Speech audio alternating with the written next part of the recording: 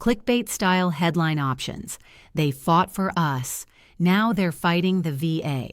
Veterans to the VA. We'll take our chances with the private sector.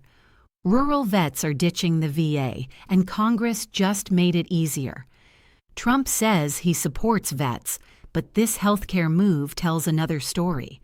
The VA is broken, and lawmakers just admitted it. Nobody cares unless you scream the sky is falling. Clickbait is what gets the views. Epstein points the finger from the grave.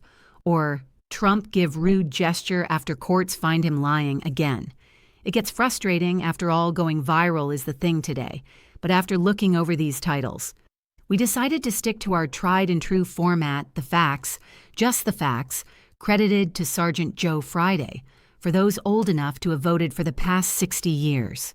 In his second term, Donald Trump has made bold claims about transforming veterans' health care. But behind the headlines and hashtags, the reality for many veterans, especially those in rural or underserved areas, remains murky. The question is not whether veterans deserve better, it's whether they're actually getting it. The promise. Trump has pushed forward a second-phase expansion of the VAMISSION Act, originally signed in 2018. It now places even more emphasis on privatized, community-based care, with the argument that choice and speed matter more than bureaucracy. Veterans who live more than a 30-minute drive from a VA facility or face long wait times are now more easily referred to private doctors. In theory, this sounds like freedom of choice, but choice is only meaningful if there's quality behind it. The problem. Many rural areas simply don't have adequate medical providers to meet the new demand. Some veterans now wait longer for community appointments than they did under the VA system.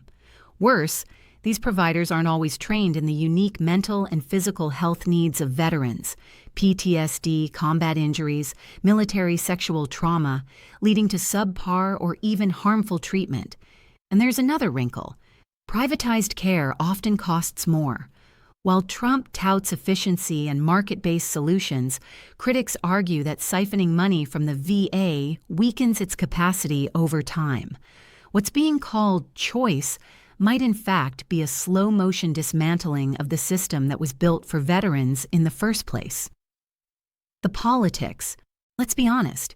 Veterans are a reliable Republican voting bloc, and Trump knows it.